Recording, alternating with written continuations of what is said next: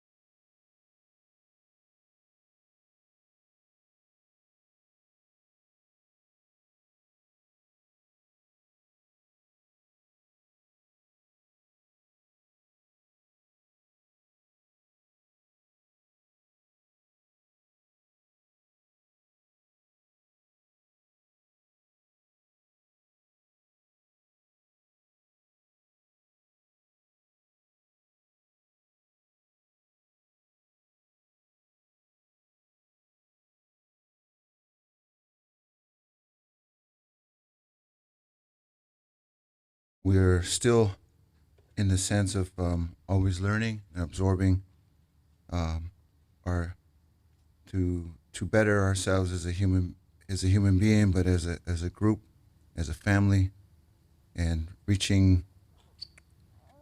When we sing, we're reaching everyone, so we always gotta have that good mind and that good heart together, so that when I sing these songs, that's the best that I can do from my heart, but also doing a little bit of the research and meeting people and finding out what that all means. So I've been able to do that a couple times here and there through my journey with friends and family. I having a hard time finding this, but because of them, we were encouraged to keep going because they're the language and the dancing and the singing.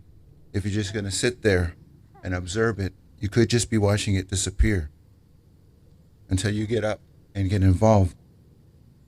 As our good friend Al Loff has always told us, you can you could just be helping it grow that much bigger. And so us all coming together at this time really sets that in motion, I believe.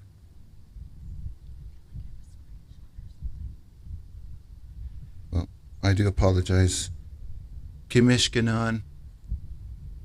Kayano kana peweya nakatukatan kishman noa ayaweya ikayawa katama ichi nakatukatan kiswim no.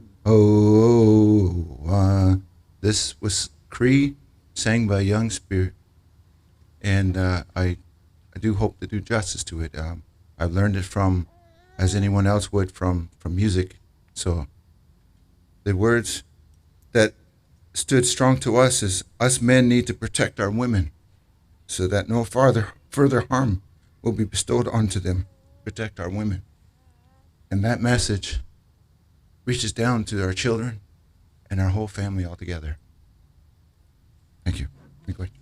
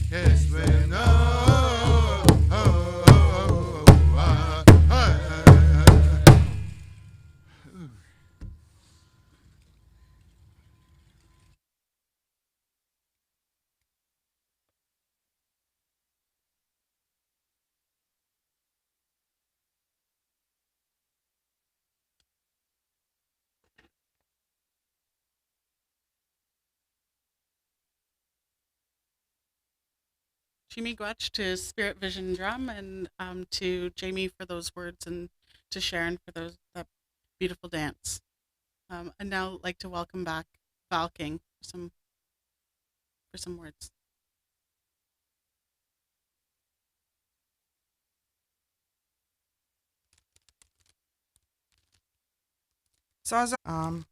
There was a flood of orange shirts yesterday that we had pictures of.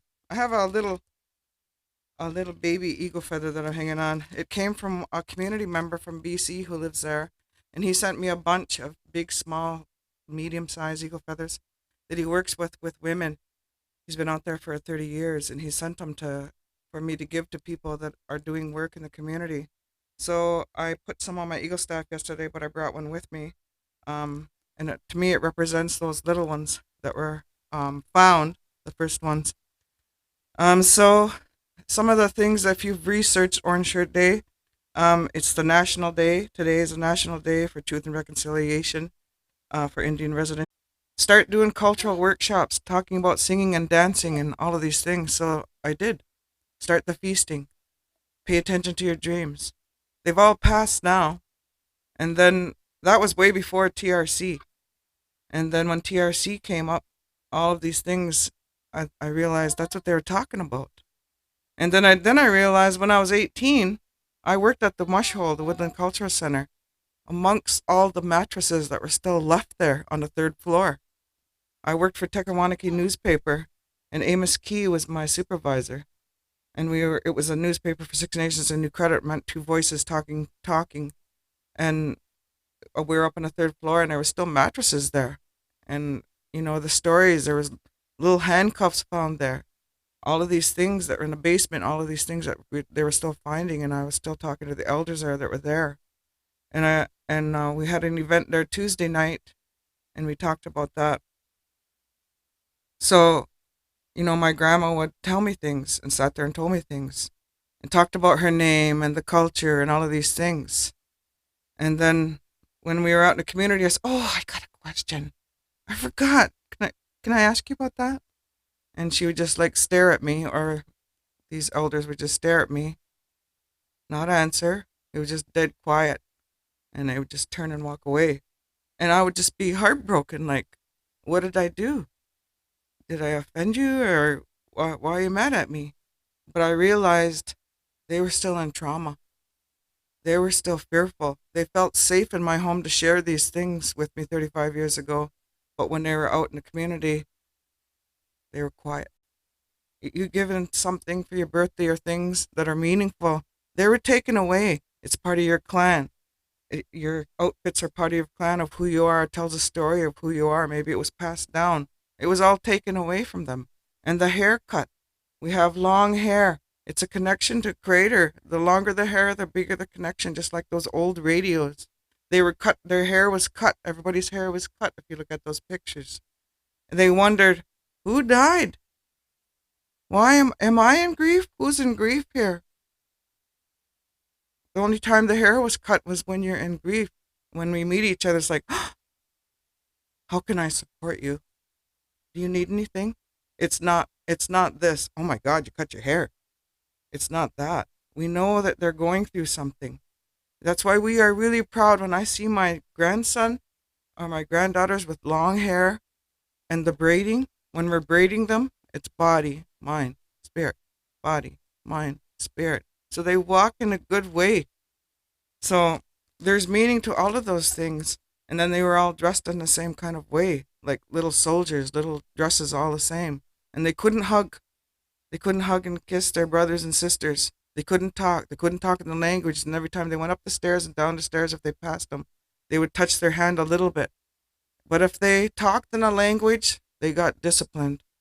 They got, just like I said, all the horrible things. And I could only read some of that stuff or hear some of that stuff for so long, and it was too traumatic for me, some of the things. And so this 6-year-old, this Phyllis that started this, her orange shirt was taken from her, just like the shirt you have on.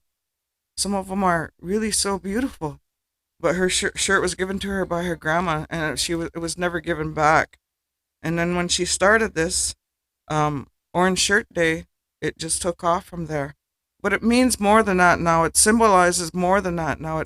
The meaning and the understanding, the more that you've come here, you're learning more what its impact has had on Indigenous people, the culture, the genocide, and what it's done and what it's still doing. They're still sterilizing our women. When I came here to university, I presented on something, and the professor said, "You can't prove that. You don't have a journal article for that." I said, "I've heard stories." She said, "It doesn't matter." And when I was presenting, "You don't have a journal article to back you up." I said, I've heard from women, but now I do. Now I have articles that I could take back to that professor and say, I have a journal article now to say. But we have more of our people that are graduating, that have become professors, that are doing beautiful work like Bernice, my friend here, Dr. Carnell, Amy, some of the Kim Anderson, some of my friends, they're doing beautiful work for our people. That's our goal, to change the education system around to help our people. And I find it so beautiful to motivate our younger people. That's what, to find your gift. Because when I think about those little ones, how many were doctors? How many were healers, artists, singers, politicians? How many? 150,000 was taken, and in my research, 30,000 never came home. 30,000. This is just the tip that we're finding. The tip. No one can look away now. You can't look away. When I was in my fast, I fast in the spring and the fall. In the spring this year, one of the messages that came was, residential school air is finished, and then a book closed. And I thought, what's that mean? And I do sharing circles with the people that are fasting with me, and I told them, and I said, I don't know. It's supposed to be ending now. I don't know what that means. And then about a week later, that's when they first found the first 215. And then I realized that's what they're talking about. This new era is about healing and more awareness, all of these things. And then when I was processing some of it, I could see these little ones and their spirits coming to the light, to the orange light. They're free. We're feeding their spirit when we do the feast, when we're singing, when we're talking to them. But the rest that are still not found, they want to come too. They want to come too. And I said, it's okay, it's okay. We'll find you. I promise we'll find you. And you can be set free too. But right now we're going to put the orange light around you. And the guardians that are with you will help you, and so that you'll feel safe and not scared. And it calmed them. So that's the message that I wanted to share with you, that I've been sharing all week. And I want to say miigwech to the organizers and everybody present today, and all your prayers that you've been saying for our relatives, our ancestors. And this is a little book. It's all tattered now, but there's bigger books. It's called the Truth and Reconciliation Books. All the actions in there. Just pick one. Just pick one. And that's doing something. And then even the missing and murdered, I was involved in that, and the report and all of that. There's many more calls to action to that. Just pick one. It affects us. And thank you so much, Jamie. I know these people. We had the group behind us for many years. We've been on the Power Trail for many years, ceremonies, and they do great work. And thank you for that song. Miigwech.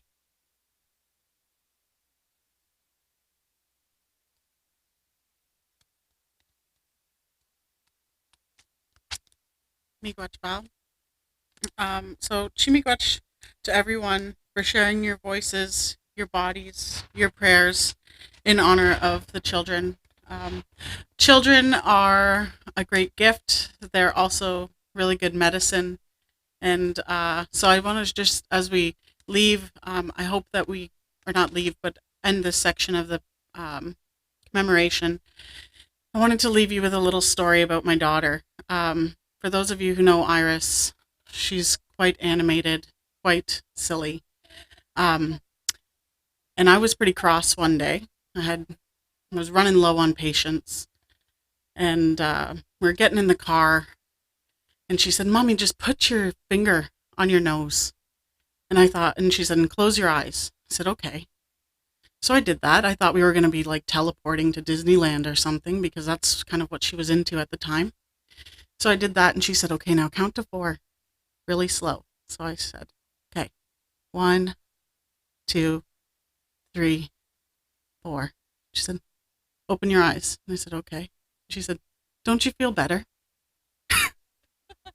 And I said, oh my gosh, the 5-year-old just schooled me.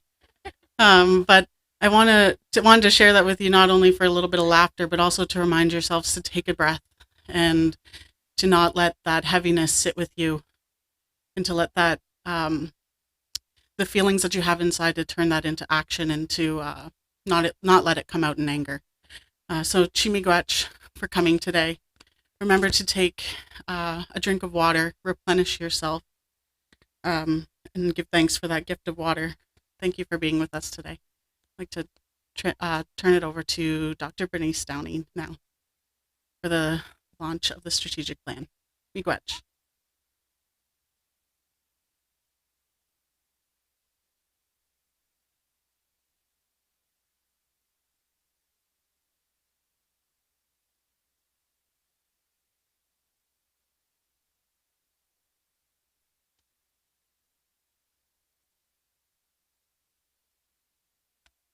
Sorry, we are going to take a quick break before the strategic plan, but also we have some words for the fire for folks who are interested. I just wanted to let you know we did been asked to have a fire here, and I'm very honored to be asked here for this day. I've not done anything like this before for this day, and but the medicines are here. If you have some prayers you want to offer for yourself, or you have something that you need to take care of, to put that in there. But this is a great honor for us as Spirit Vision, and Donnie is here too as well. If you need some assistance with the fire. Good.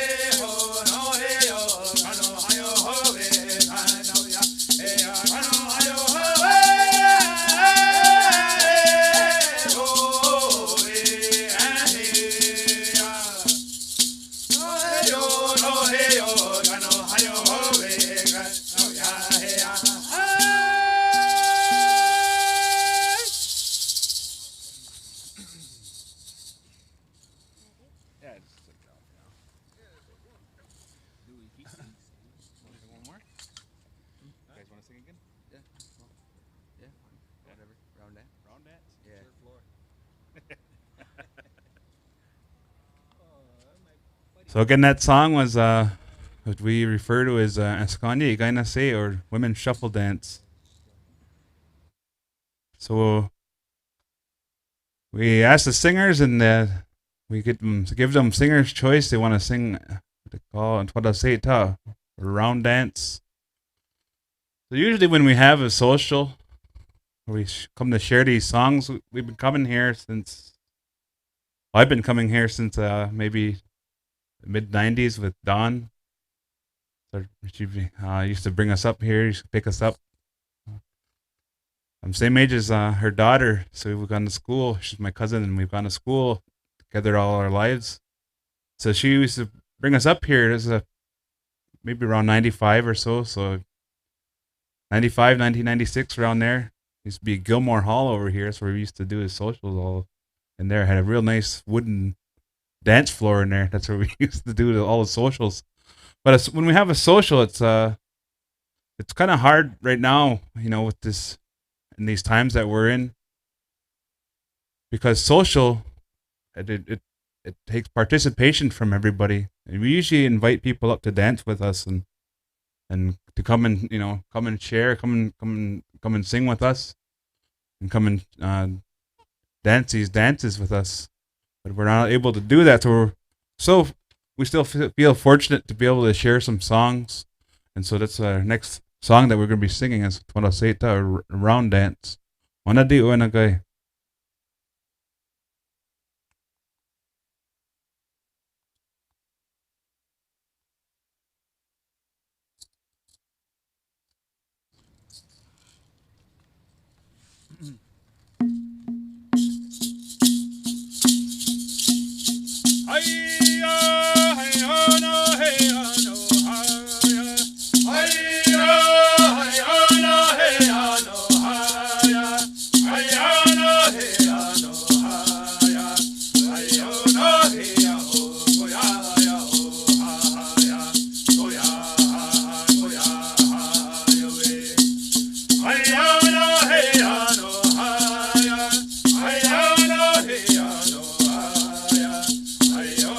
Hey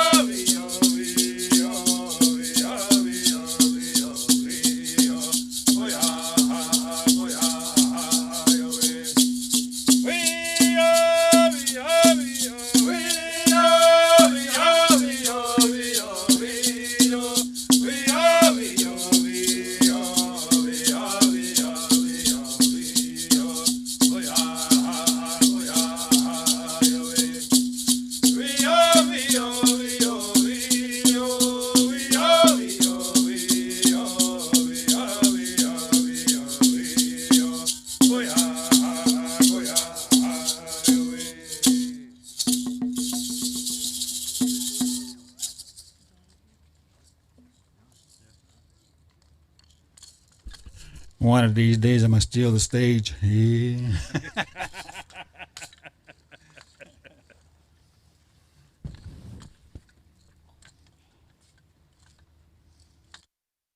Yeah, Frank was joking around earlier. He said he always wanted to dance on the stage, so he got his chance. So I want to say Nyawa again for inviting us up to share some of the songs. It's always good to get these young guys out. We try to make it. Some of them are supposed to be in school, so. But I try to, whenever there's any opportunity to share our culture, and if it's to do with our culture, I try to get them out of school so they can participate in that. Some of these guys were in high school, and all throughout high school, maybe 4 or 5 times throughout the year, we go to different events, and I try to explain to their teacher the importance of it, the importance of them to participate in their culture. So again, we want to say Nyawa again to the faculty here and those who put the energy into putting on today's event. So if we can give them a round of applause. I know a lot goes into planning a day like today. So I want to say Nyawa go again to them.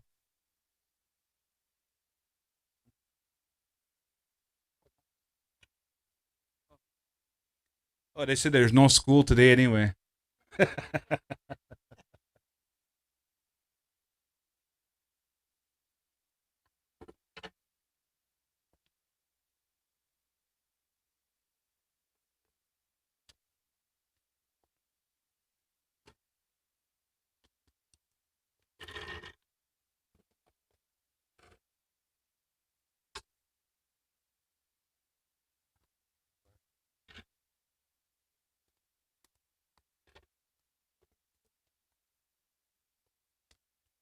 And one more round of applause for that little guy. He stole the show today. There he is. He's over there. He got up and danced, round dance.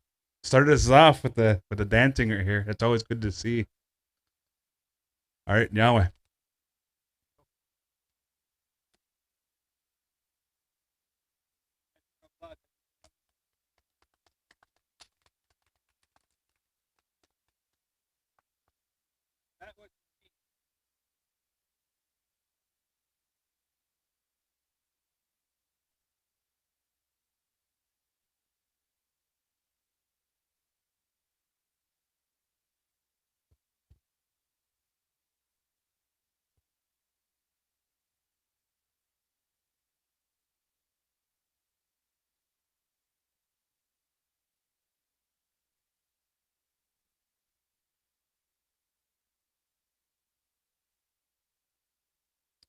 We're just waiting for the MC. Don't go anywhere.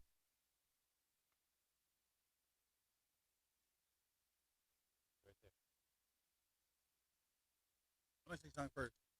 No, I'm just kidding. Okay. I'm just going to sing a quick song because I see a few people are leaving. And while we're waiting for the MC to come, Sego sewa gwego galana hue yangyat, skanige hagani wakwanjoda, waganyata, oswega nigitalo. My English name is Karen Hill. I'm on faculty here. I'm a family doctor. I'm Mohawk from Six Nations of the Grand River Territory. This is a song that asks the 4 sacred beings to watch over our family.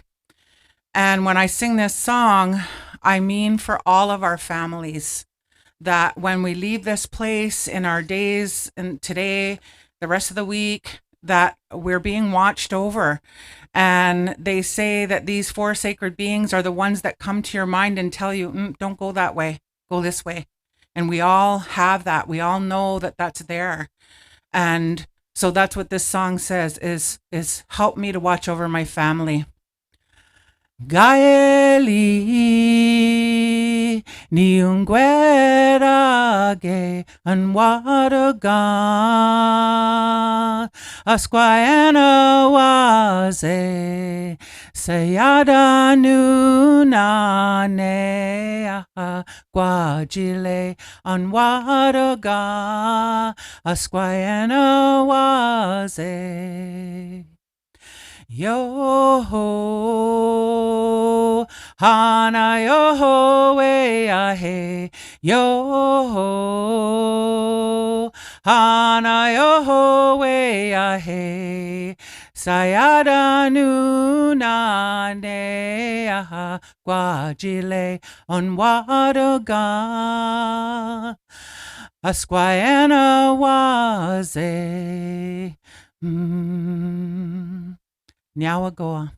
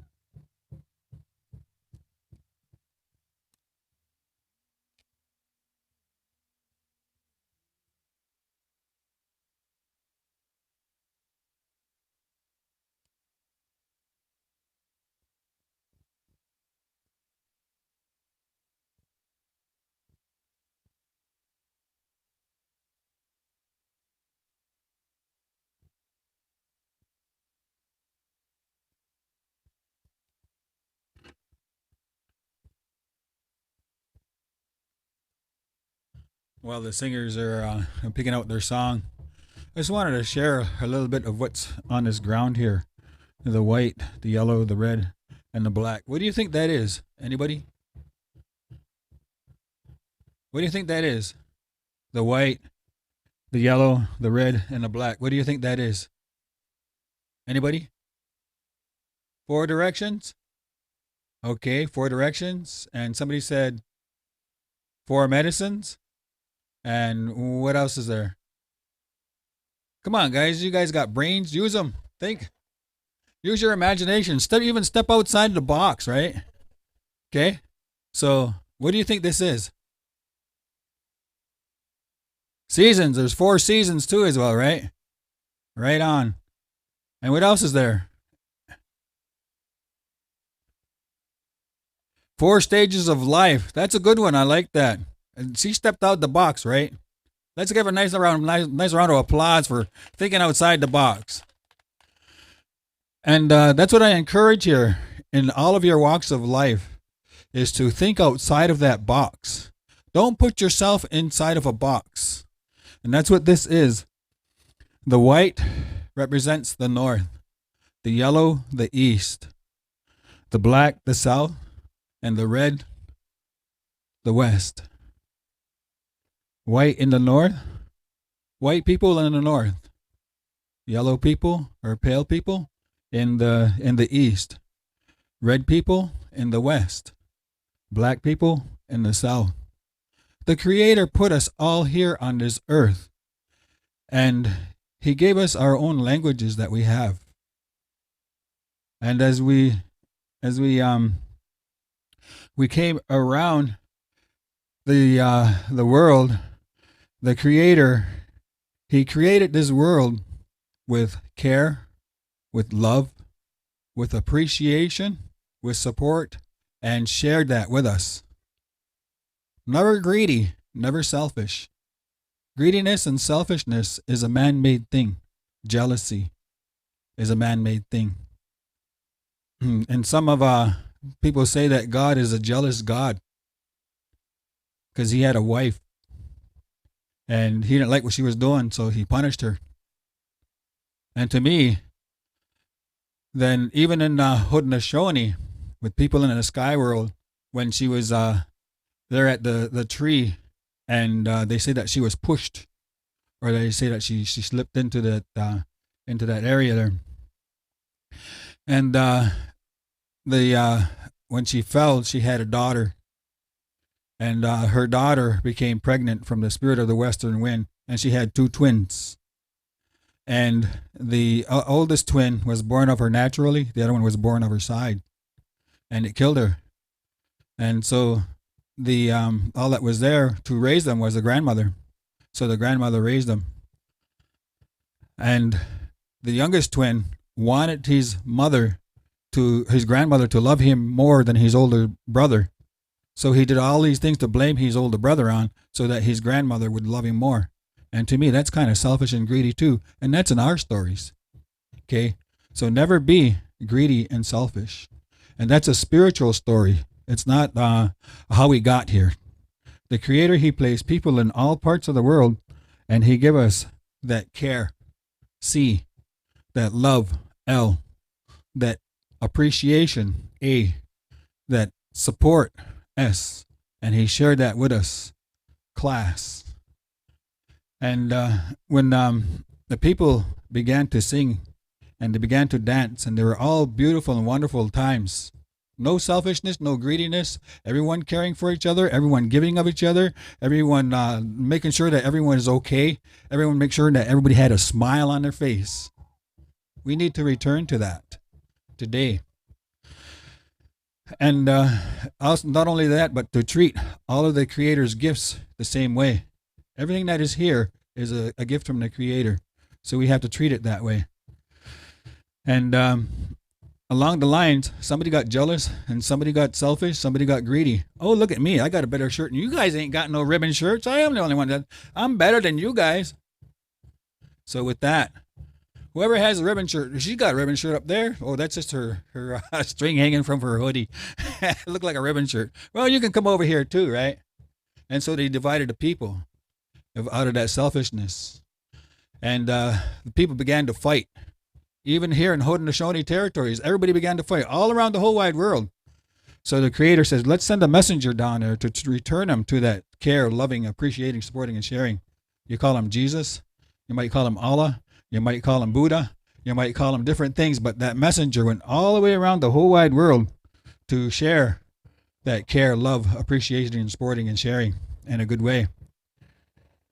And so now today, that's why we sit here together in unity and unison. So let's give ourselves a nice round of applause that we're sitting here in unity and unison without having a gun to be sharing. Hey, you're doing things wrong. You're taking all the land. You're taking all of this. You're taking all of that. You can't have that. You can have this. But we can have love. We can have care. We can have love. We can have appreciation. We can have support and sharing, and spread that to our next 7 generations to come. And I thank you for listening to me, because you're all gifts from the Creator, and don't you forget it. Nyawa. Chimigwet.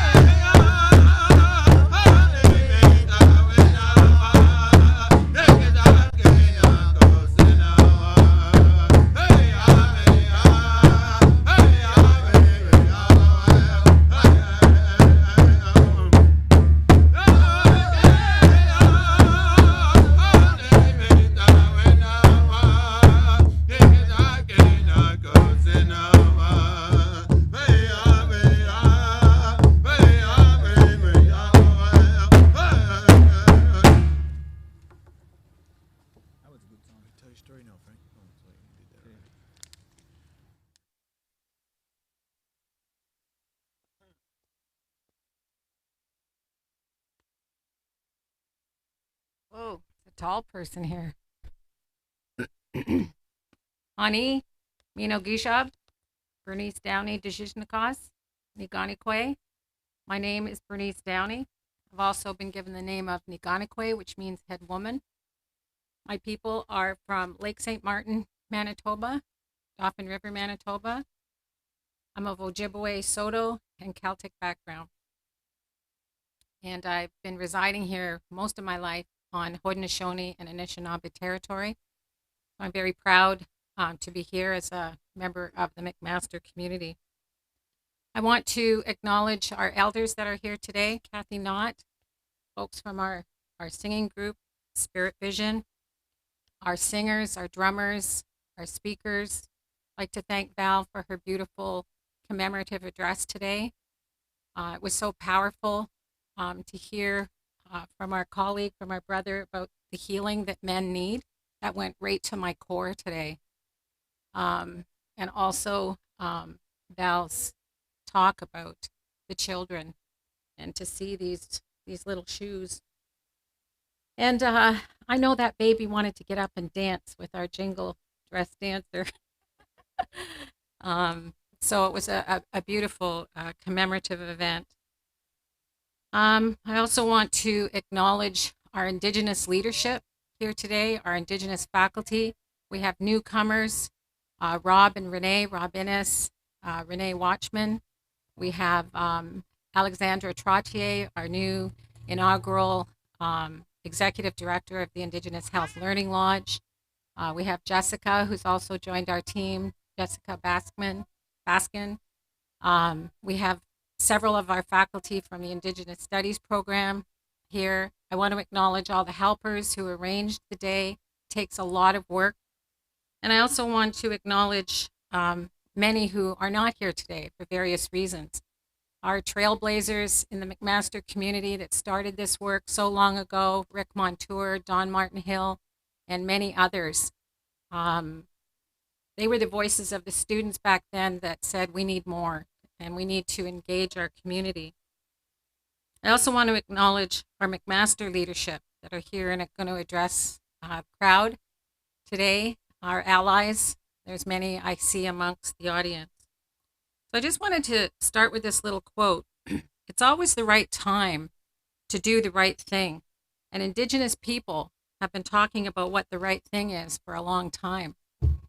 And I heard that on my drive in today, and it was actually former Minister of Parliament Jody Wilson-Raybould being interviewed by the CBC. And that really resonated with me because what we're here to talk about today is as a newly minted Indigenous education and research strategy. But it's not new. There's folks here who have been working on it for 30 plus years. And it's our Indigenous people, both from community, from our knowledge keepers who sat down with leaders here at McMaster and said, here's our vision, Harvey Longboat and others. That was before my time. But even on the health side, and we've been doing work over on the health side, Dr. Karen Hill and Amy Montour for 20 plus years.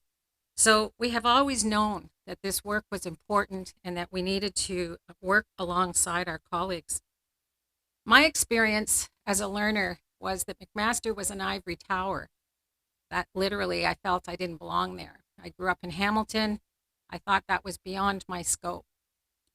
And when I did return as a long-time learner, lifelong learner, at the tender age of 50, I had colleagues, peers, student peers who were a lot younger than me.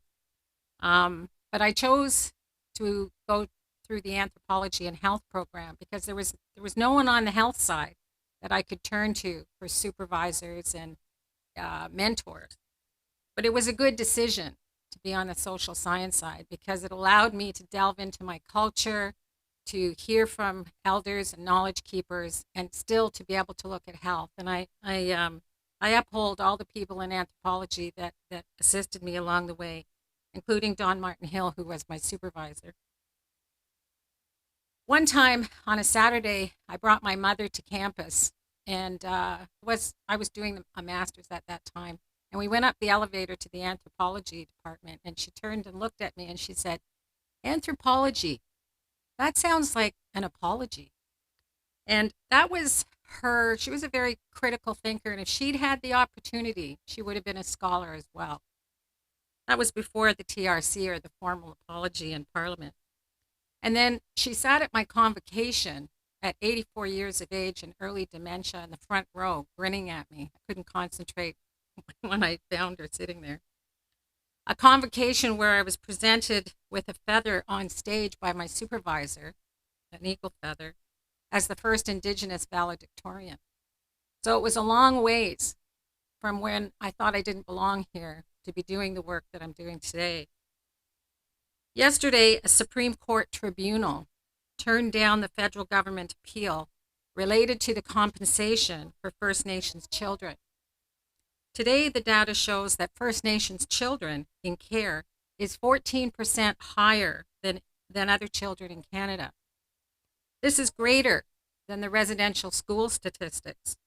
It's a statistic that relates to the poverty, the poor education, the poor housing, and violence that's linked to intergenerational trauma as a result of residential schools.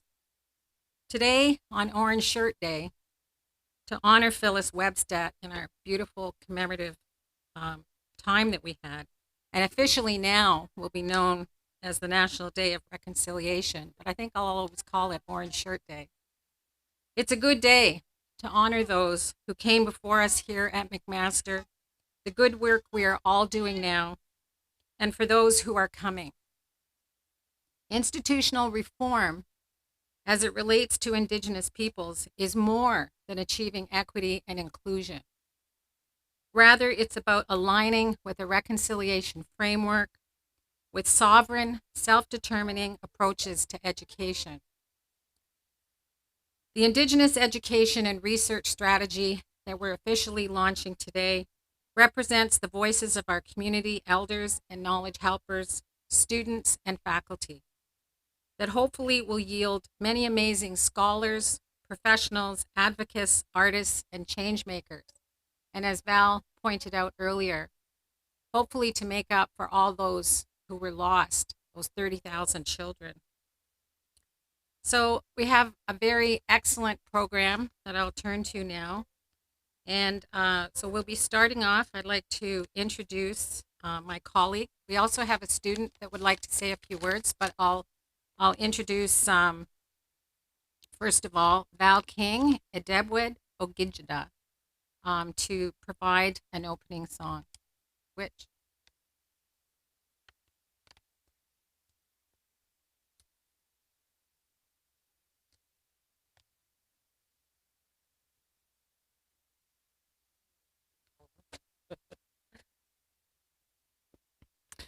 Ani again, this is a Deborah Gichidakwamakwadora, which means she who speaks the truth, woman, warrior leader.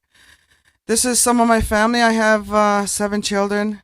I have 6 daughters and 1 son and 7 great-grandchildren. So on my left here, where are you? I'm right here. This is Begoji Jawana Wawaskonason, which means wild and blue-purple flower, and she really holds true to her name. This is Wajaga Bwitwadwijikwe, which means she who stands with the 5 women, and she has 5 sisters. This one here is Ricky, and we have a couple of names for her. One is Swirling Leaf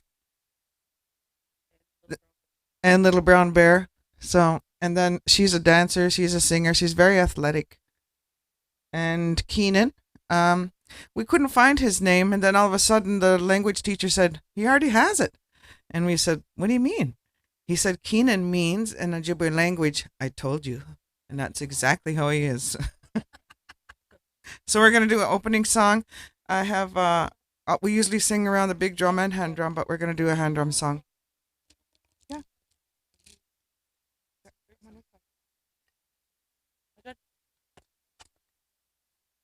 Ready? What? Oh, sorry. Just 1 second. There. Okay, that way. Step right there. This way. Right. Okay, all right. Stay there. Ready? I'll do the first lead, okay? That's the bear song. Share, please. Yahweh, Yahweh, Yahweh, Yahweh, Yahweh, Yahweh, Yahweh,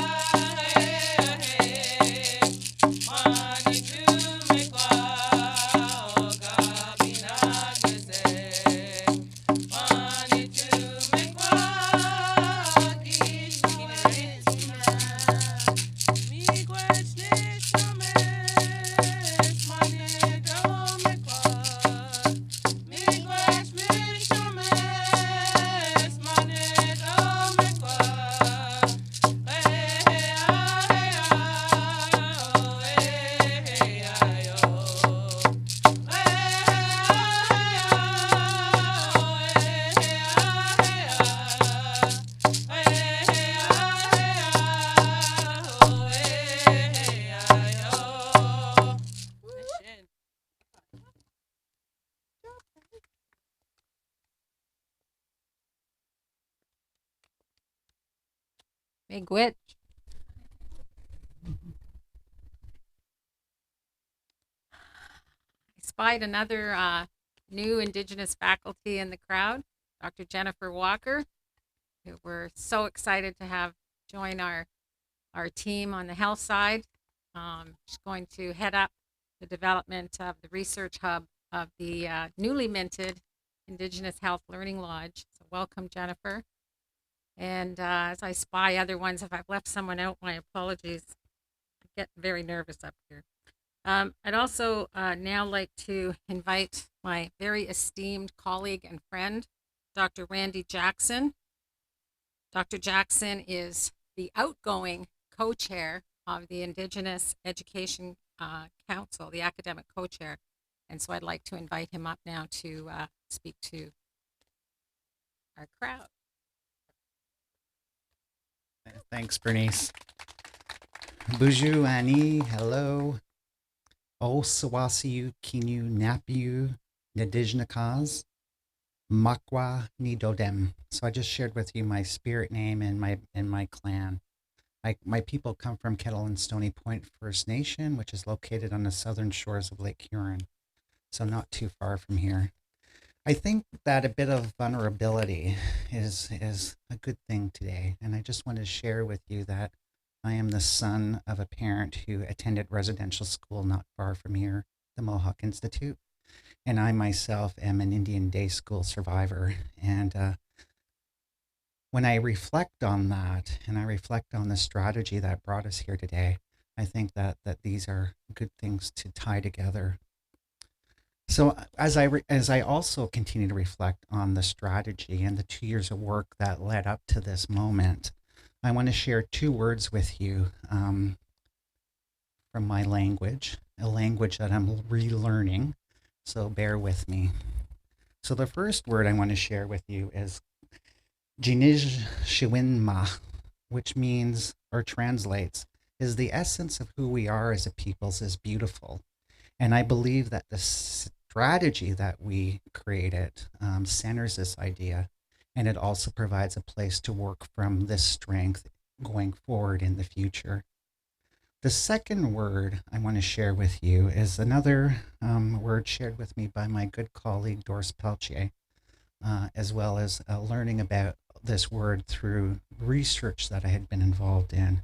And this word is Amishduin Dumuwak, which means they have a strong mind, right?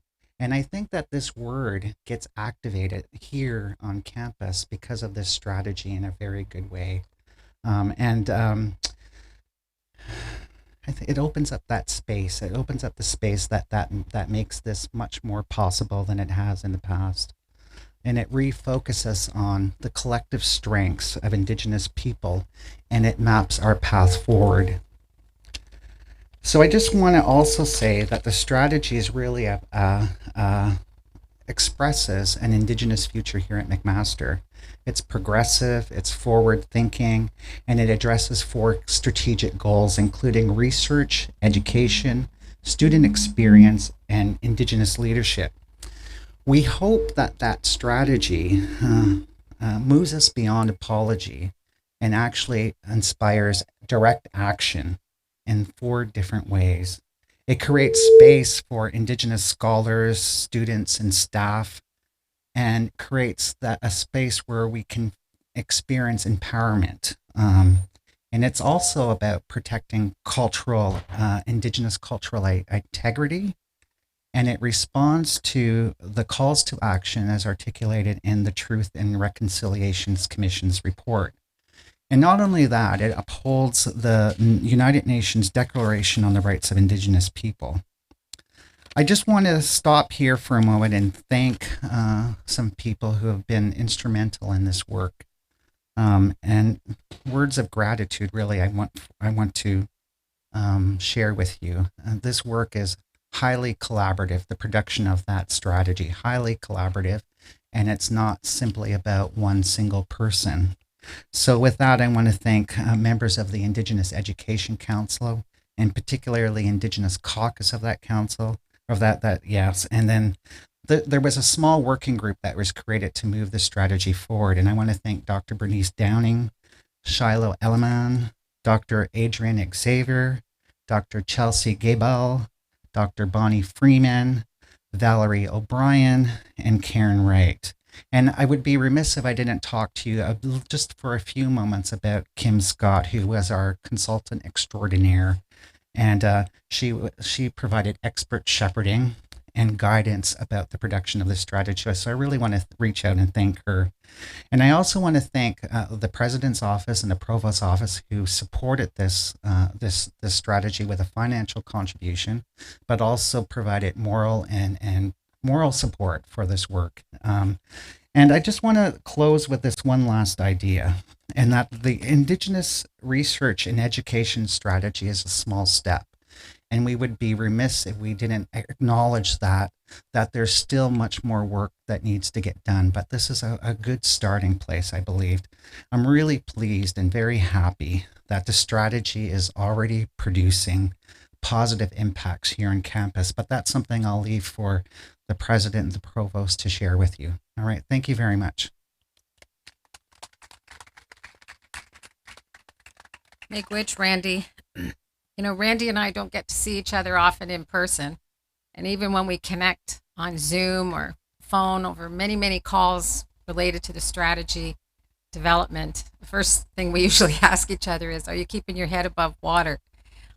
He's put in countless hours. He's even here extended himself a bit as the outgoing IEC academic co-chair. And so we're very grateful, Randy, for your leadership and your dedication to this work. I can't even begin to tell you all the contributions he's made to the research world and is still doing, as are all of our scholars, many engaged in amazing research projects and questions that we don't even get a chance to talk to among each other. I learn new things about my colleagues and the work that they're doing all the time because we're so busy doing service work. So we're so happy to see the strategy coming out and be able to delve a little deeper in it. So this next part is to talk a little bit about Indigenous research at McMaster. And so when I was driving into Park today, there's a huge sign on one of the buildings there, I think it's Gilmore Hall, that says, we're the most research intensive university. And then there's smaller printing as said by, I think it's a research council, I should know it. But and so I was reflecting on that. And as we consider our next speaker, in 2015, just around the time that the TRC was released, the university was embarking on, I think, like a refresh and enhancement of the branding of research in the university. And at that time, I was doing a postdoc with under Dr. Allison Secular as part of the graduate studies. And she turned to me one day in a meeting and said, you know, we're doing this reset around research. What would you have to say about that in the Indigenous community? And she said, if you want to submit something, we're putting together a brief on Monday. This was Friday afternoon. And so I just jotted down a few words. I said we would have to have a collective dialogue about what our Indigenous community would want to say about research here at McMaster and in communities.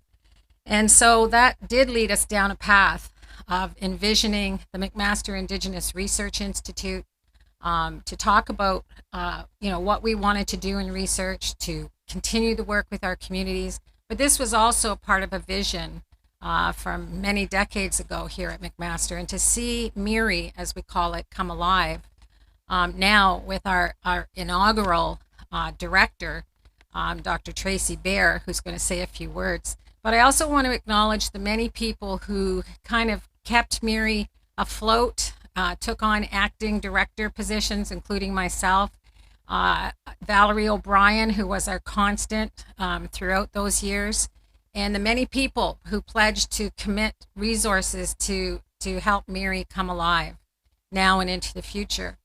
And so it's been an amazing journey so far, and I know that under Dr. Bear's leadership that we're going to continue to do amazing things. And I also want to congratulate the many students, some who are here, who went through the Indigenous Undergraduate Summer Research Scholars Program, which was really one of the flagship activities of MIRI. Amazing to hear the ideas that they would come to our 8-week course over the summer. Amazing. And we removed all the barriers so that they could get here, whether it was childcare or travel, or they needed a stipend because they couldn't work if they were here. And so it was an amazing flagship journey that's thriving across the university. So that's just a little bit about the history. I'd now like to invite up our new colleague, Dr. Tracy Bear. We're so excited to have her here. I'll let her introduce herself a little more to all of you. But we're very excited and know that MIRI is going to do amazing things under her leadership. Dr. Bear.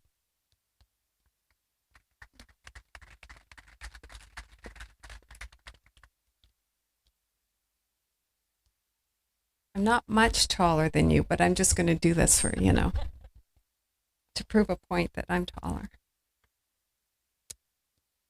Danse, Tracy Bear, Nitsigesa, Montreal Lake, Cree Nation, Otsenia.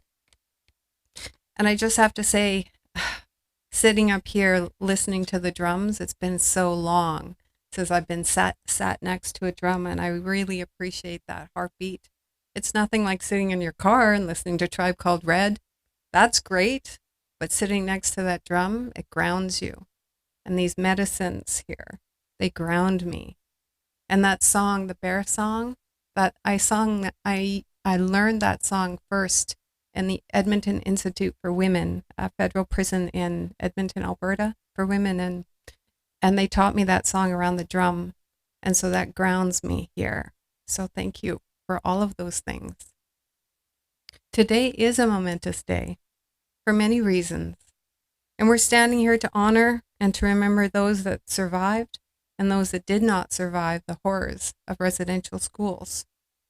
It's on this same day that we're launching the Indigenous Strategic Directions for McMaster. I arrived barely a month ago on this land, in this deeply historical, very wet, moist land. I love it. It's lush. And the Mississauga of the Credit First Nation and Six Nations, a place governed by the Dish with One Spoon Wampum Agreement. So I'm from Montreal Lake Cree Nation. I'm a Little Cree from Treaty 6 territory. It's about an hour north of Prince Albert in Saskatchewan. Both my great-grandfathers signed Treaty 6. And I've had the honor of speaking to countless people and companies and organizations who are grappling with these histories of Indigenous peoples in Canada. Oftentimes, they've watched the YouTube videos with Dan Levy and I and my colleague Paul Garreau. They've taken the MOOC Indigenous Canada, and they're yearning to learn more. And inevitably, they ask, what can I do?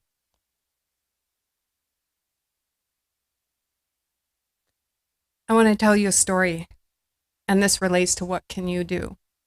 So this orange is a symbol.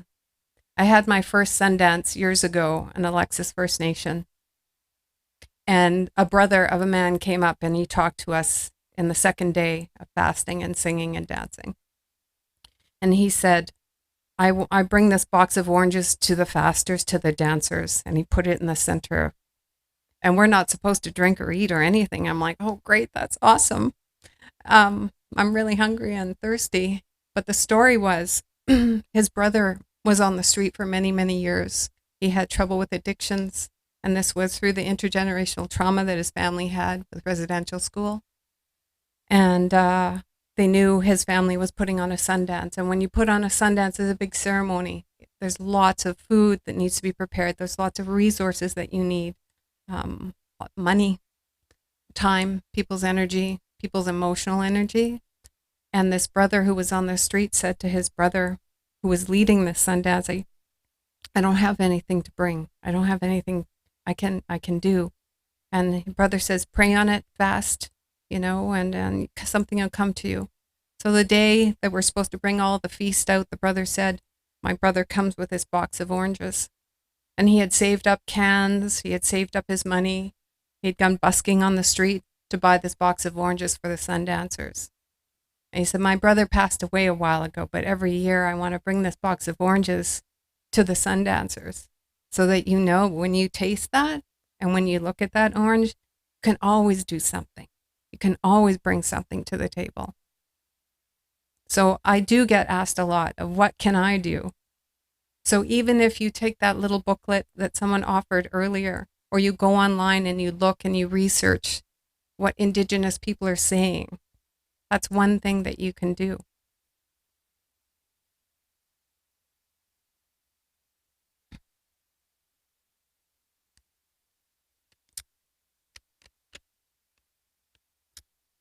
Perhaps many of you are here today asking yourselves the same question. You've woken up and you've recognized that the Canada you thought you knew, has a dark side. This dark side doesn't just include residential schools. Residential schools may have been a catalyst for the intergenerational trauma for Indigenous peoples, but it is the ongoing colonialism and racism that continues to fuel this fire of trauma. But despite these stories and histories of trauma and ongoing colonial legacies, there's light. And I want to acknowledge that despite all of these atrocities, our ancestors were strong enough, courageous enough to survive in the face of these challenges, these songs that you hear, these medicines that you smell. They survived so we could thrive. And Indigenous people have had to be resilient across the country. Indigenous people are establishing a greater authority, a greater autonomy, and are transforming themselves and their communities through education and professional achievements. So today, I have the extreme honor of introducing the Indigenous Strategic Document. It's a direction. It's a document that comes from countless hours of engagement, community, and stakeholder consultation. And I've already noted I've been at McMaster for a short while. So while I may be the one standing here introducing this to you, I want to recognize both the Indigenous Education Council and McMaster Indigenous Research Institute and all the dedicated leaders and contributors to this valuable strategic document. And I urge you to deeply engage with the strategic plan and continue to return to it when conversations are happening about Indigenous recommendations and priorities at McMaster. Anything else, like a cursory glance or highlighting some speaking points, is disrespectful to the creators of this document and a great disservice to the larger McMaster community. In the spirit of truth for reconciliation, we get asked, but what can we do? Well, this Indigenous strategic plan is a map for us, for all of us, to invest strategically during times of growth and rapid change, but also to return to during difficult and tumultuous times. The overarching aim is increased visibility and value of Indigenous cultural relevance and andragogy at every level of the university operation, with an enduring commitment to a culturally safe campus, Indigenous students, staff, and scholars. Indigenous leadership must be characterized as meaningful direction setting and decision making everywhere on campus. So I'm humbled to have had this opportunity to speak, and I look forward to my time at McMaster and working with all of you to make this the research-intensive university of choice for Indigenous researchers, staff, and students. Kinanaskumptanan. Hi, hi.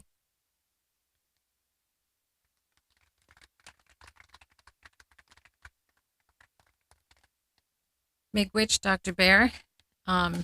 Yeah, in the words of Murray Sinclair, the next tall mountain to climb in the academy is understanding, learning about pluralism in terms of knowledge.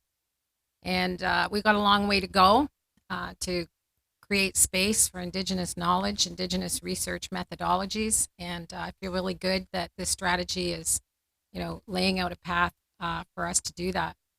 I want to also acknowledge my colleague, Dr. Chelsea Gable. I was thinking about her as Tracy was talking.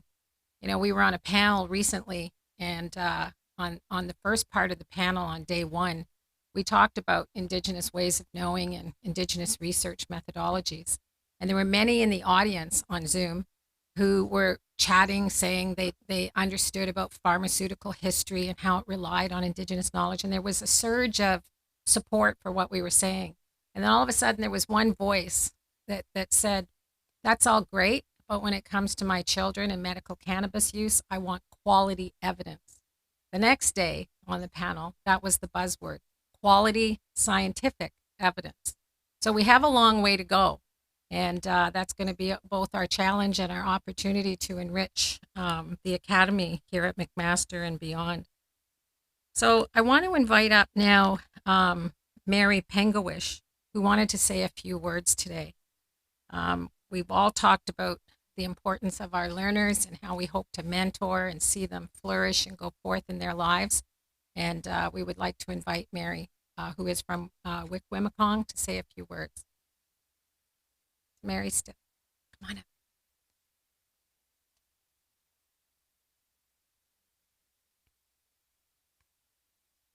up. Ani bojo manis agnachi dejnakas anda jet nangus dejnakas wikwem kong donjba mangandodem. So my name is Mary. That is my legal name. My spirit name is Anda Jet Nangos, which means little shooting star. I'm from Wikwemikong, and I'm Anishinaabe of the Bear Clan. Or sorry, not Bear, Wolf Clan. And so I wasn't asked to speak today. Like, I'm kind of I was on my way here, and I heard the singing, and I smelt the fire, and I felt compelled to stay. So nobody has asked me to come talk. I kind of appreciate that because there's nobody to go, oh, there she goes again. And um, I kind of, I'm not so uncomfortable talking in front of people. I kind of have some experience with this in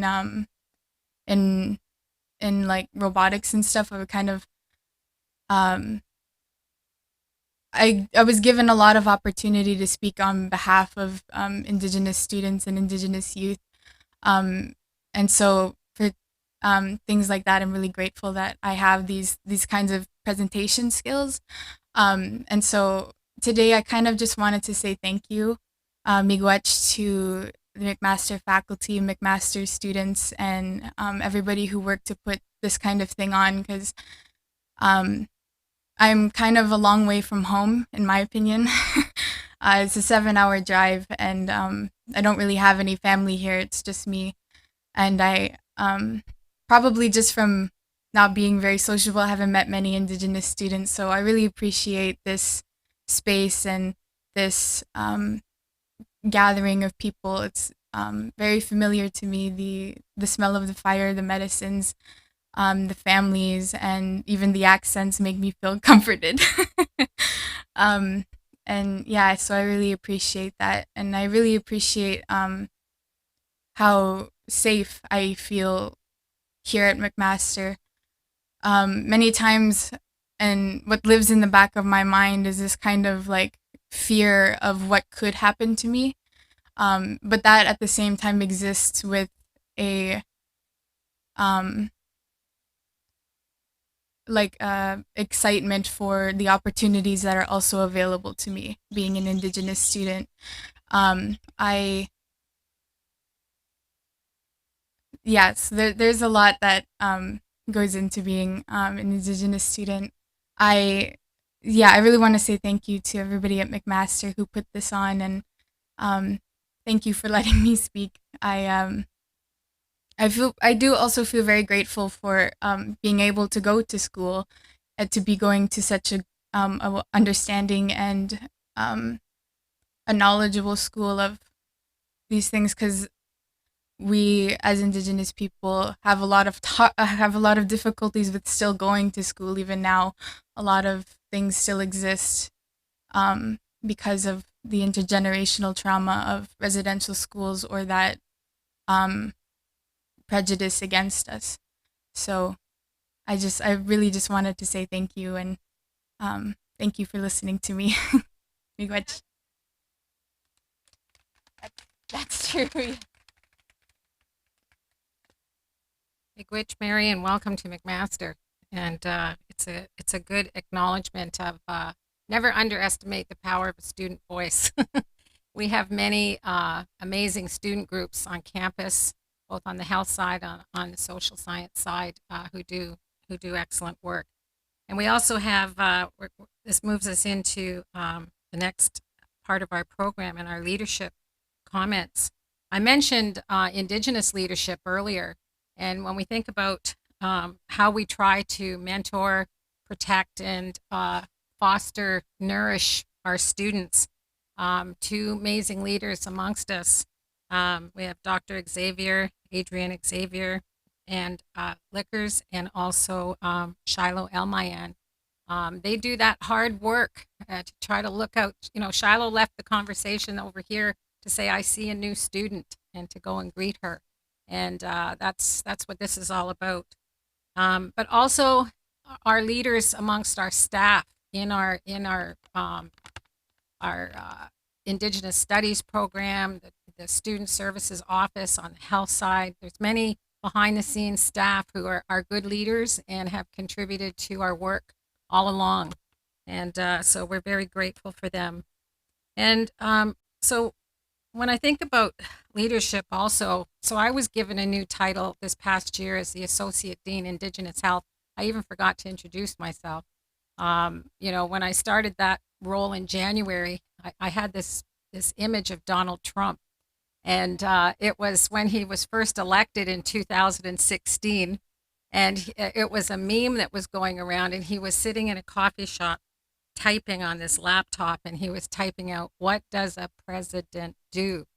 And I kind of felt the same way because I didn't know what I saw the job description, but felt like I had been doing all of this. And but anyway, I'm proud of that title because it's not so much for me, because I'm closer to retirement than to starting something new. But it was important to see that leadership integrated, our Indigenous leadership, at higher levels, because it gives a signal to our students that you can lead. It embeds those roles so that we can affect change at the tables where we need to be. Our voices need to be heard. And so I think, all of this, the strategy, our emerging leadership, our fantastic leaders among us is going to only get better. And so without further ado, I'd like to now call on Dr. Susan Teague, who is our Provost and Vice President Academic here at McMaster University. Susan.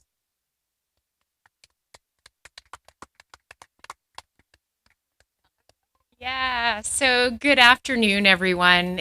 It's truly my pleasure and honor and privilege to be sharing this time with you this afternoon. And I can just say I joined McMaster July 1st, 2020. And so I am just starting to meet people in person. And my colleagues here I've met many times over Zoom. So it's really special for me to be participating today. So as you heard, my name is Susan Tai, and I'm Provost and Vice President Academic. And I also often get the question of what is that? What is Vice Provost and what is Provost and Vice President Academic? And so really my role is to ensure McMaster's academic operations and strategy. And so obviously an important area that I'm working on is Indigenous leadership, perspectives, and teaching, and they are recognized as being foundational to McMaster. Certainly our academic past, but also our present and future. Our Indigenous Studies program was established in 1991 as one of the longest standing programs in Canada. And over the last 30 years, it has grown and evolved under the leadership of our many Indigenous colleagues who are here today with us, to include a 4-year honors Bachelor in Indigenous Studies. We are very proud of that. The new strategy from the Indigenous Education Council and McMaster's Indigenous Research Institute identifies ways that we can further expand the program and increase opportunities for our students to engage with Indigenous language, culture, and history, both within and outside of the Indigenous Studies program. I have to say, I'm always so touched when I hear our faculty, but especially our students speak. So I was so grateful that Mary actually did come up and speak to us. Academia has long been part of the colonial system, which has marginalized Indigenous peoples and knowledge. Through initiatives with McMaster's Indigenous students, faculty, and staff, we have taken substantial steps toward truth and reconciliation, but there is still much work that needs to be done. As a place of learning, it is our responsibility to teach thoughtfully and honestly about residential school system. We must actively work to mitigate the intergenerational impacts of this system through appointing Indigenous scholars to leadership positions within the academy, improving pathways for Indigenous learners to attend and succeed at university, supporting the preservation of Indigenous languages, and weaving Indigenous scholarship, history, and ways of knowing into all of our programming. In concert with this strategy, McMaster's new teaching and learning strategy also recognizes that critical knowledge and creativity stems from each student and instructor's unique identity, background, and perspective. The teaching and learning strategy commits to working together to create inclusive spaces for everyone. I am really excited to be supporting this and continuing to strengthen McMaster's partnership with our Indigenous community and work together to implement the Indigenous Education Strategic Plan recommendations. I just also want to personally thank everyone who has participated in this event today. I want to thank everyone for the creation of the strategy. It is truly outstanding. And as your provost and vice president academic, I am fully supportive and can't wait to get to work. So thank you as well for the invitation to participate today.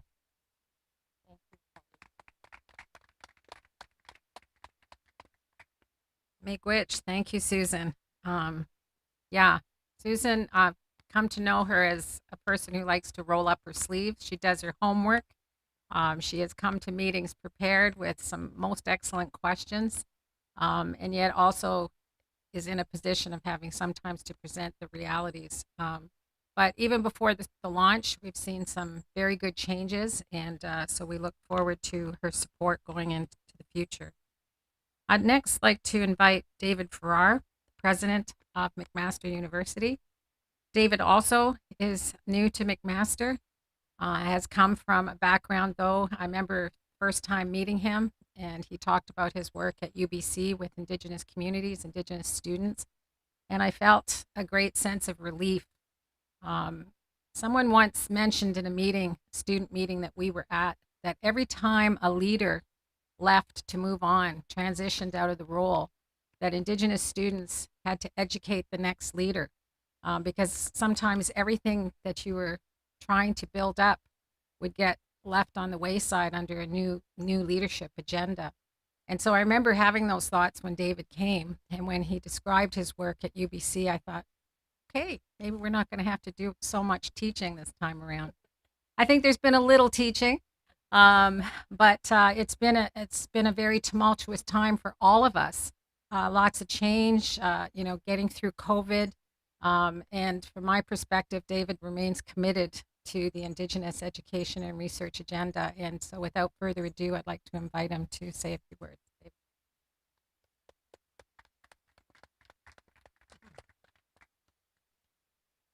David. Thank you very much, Bernice. It is terrific to be here, to actually see people's faces again. People talked about Zoom, and instead of seeing little squares on a screen, it's great to be back on campus. It's great to see people, and it's humbling to be here and to speak to this group today. I was reflecting on what Bernice said at the start, and I can remember welcoming people to UBC after the elder Larry Grant, who would talk about the 5,000 years that his ancestors had occupied that land, and then I'd stand up and talk about what UBC did in the last 100 years, and it was pretty humbling. And so it's a real honor to be here, and great to see you all in person. Today is an important day for the university. This is the first time in our history we've been taking time to acknowledge the survivors of the residential school system and to honor the memories of those children who did not come home. Every child matters, including those children who are now adults, and thank you, Randy, for your comments. By pausing our regular university activities, we are part of a national movement that places these tragic events into our national memory. Educators have a very special role to play in ensuring that we teach, that what we teach provides a broad and accurate history of our nation and our institutions. We also have a responsibility to ensure that reconciliation is at the center of all our university activities, from the formation of ideas right through to their completion. Today, we're also celebrating the launch of a new plan, the Indigenous Strategic Directions at McMaster. I'd like to thank the Indigenous scholars, students, and staff who worked hard to develop this plan, and those who will work with the university to implement its vision. Strategic Plan's vision is that McMaster will have respectful, reciprocal relationships with Indigenous people that uphold their rights and self-determination in the academy. Our goal is to strengthen Indigenous leadership in education and research in order to uphold Indigenous rights and to rebalance our relationships. The new strategic plan has several important directions: strengthening and rewarding Indigenous research, amplifying the expression of Indigenous culture, expanding admission for Indigenous students and increasing support for their success, and increasing opportunities for Indigenous leadership at all levels. I'm pleased to say that we've started to make progress on some of these directions. We're establishing a Department of Indigenous Studies. We've increased the number of Indigenous faculty with a commitment to hire more, and it's great to see some new colleagues here today. And we've hired a staff member to support the Indigenous Education Council. The new strategic plan will enable McMaster to respond meaningfully to the Truth and Reconciliation Commission's calls for action. Through recognition of the relevance of Indigenous knowledge and respect for Indigenous perspectives. Today we pause to reflect and mourn the children who were forced into the residential school system. Going forward, we will work to rebalance the relationship with Indigenous people and the university, building a foundation of trust that will allow tangible activities and positive outcomes. Thank you all for being here. It's been a pleasure to sit and listen.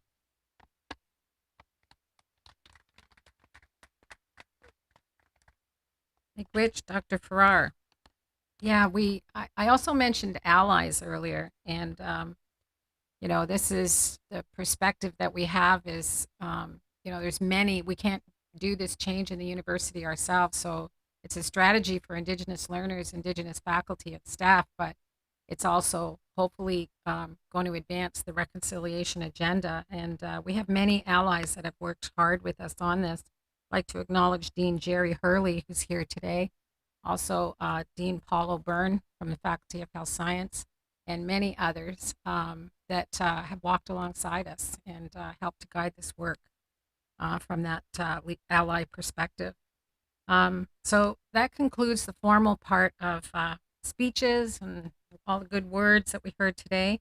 We're going to call on our Spirit Vision big drummers again. And I understand that there is going to be takeaway food on this table over to my right. Is that still true? It is. Yes. Okay. Okay. Good. Good. All right. So I'll turn it over to our Spirit Vision drummers, and then Val Edebwed Ogichida will provide our closing. Which.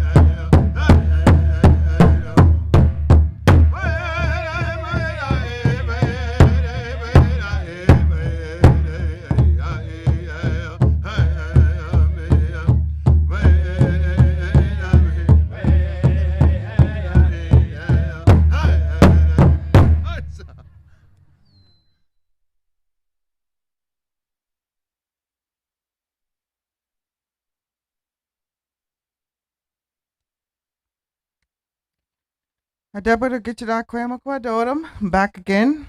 I want to say miigwech to all the organizers, chimigwech, which means a great big thank you. And chimigwech Wyndham means my whole being gives so much thanks for everything today and everything here and all of creation. I want to say miigwech to Shiloh for recognizing that student needed to be or wanted to be not wanted. She knew I recognized that need to recognize that student and said those what she needed, and thus all her senses were arisen when she came here, and it took me back to when I started back here in 2006. I had a dream to come here, and I dreamed about the amphitheater and about there was a whole bunch of stuff around that. Anyway, I went to my cousin and I said, "Am I supposed to go to school?" He goes, "Yeah, you'll be taken care of. Don't be scared." So I came and I was so uncomfortable. I was Aboriginal, I was a woman, I was older, and so I finished the first year with a lot of struggles, and I said, "Do I got to go back?" And he said, "Yeah." So it was only 1 year, but um it took me 10 years to complete, but I took all the Indigenous Studies courses because there was a lot of things that happened. I was a single mom. I had three children that were in car accidents. Um, to have brain injury. I was looking after them. There was a lot of things that happened, but I succeeded. But I was thinking about the research that years are doing today, and I'm really happy because it all connects. You see, everything that we were talking about today, everything that we were doing, and today, um, my last course at McMaster here was research, and I kept it to the last. I kept putting it to the last, and I finally did it. And I did it on missing and murdered Indigenous women because when I went to present, a woman in my community died, and I started doing these vigils and everything and working on that part. And so my research was on that, and when I did it, I failed. And she said, "You don't understand the process. You don't understand what I'm teaching you," and I failed. And I had to wait a whole year. It was my last course to graduate. I had to wait a whole year to do it. And so I took other courses. So the following year I had to wait. I took the course again. I came into the class. I looked at it again. It was a different professor. And I submitted the same thing, the exact same thing. And then made a little bit of changes. I submitted it. Your peers had to look at it. You failed. You don't know what you're doing. You're not following the protocol. That's not the right research, the way to do it, blah, blah, blah. Then the professor emails me and says, "Come and meet me." So I met her, and she said, "You leave your project exactly the way you submitted it. I will deal with your peer. I worked with an Indigenous community. I understand where you're coming from about the type of research, the oral stories. I understand. Just leave it exactly the way you did it, and I will deal with the other students." So I did, and I passed that course. So I didn't give up. I could have. I could have easily gave up, but I didn't utilize the Indigenous Studies program a lot at that time. I was just doing things on my own because I was just here and going home, here and going home. But I really want to thank Shiloh for having that awareness. And so the research here, like you're coming together, like the first song I sang, coming together and bringing the Western and the cultural together for the students and for awareness for everything, and it benefits everybody. So when I graduated from here, I worked with Dr. Karen Hill and a healer, and we worked together, and I did holistic counseling, and it was a first in Canada. So we worked with health, with diabetes, and we kind of went our other ways when COVID happened. But I really want to thank how much, like, even this space is like awesome. So I really want to thank everybody that's involved and been here and doing the work that you're doing, that every part that you do, because everything that I did when I came here, my goal was to help my people. And now my children are doing the things also. I was the first one to graduate in my family. I have over 100 nieces and nephews. My grandmother, who went to residential school, had over 100 grandchildren, great grandchildren. We have big families. I had 13. My mom had 17 children. And, my aunties went to residential school. And like I said at the beginning, it was like this. and they told me to start singing, do the dancing, pick up the bundles, bring them back, so these little ones can continue on and be who they are. And when people come from their homes, just like that young girl shared, she's from her home, she needs that family. And so I hope that you help to support her, in different ways. So miigwech. This song is called Zongese, which means very determined. Your spirit is very determined, recognizing the things that you are doing individually.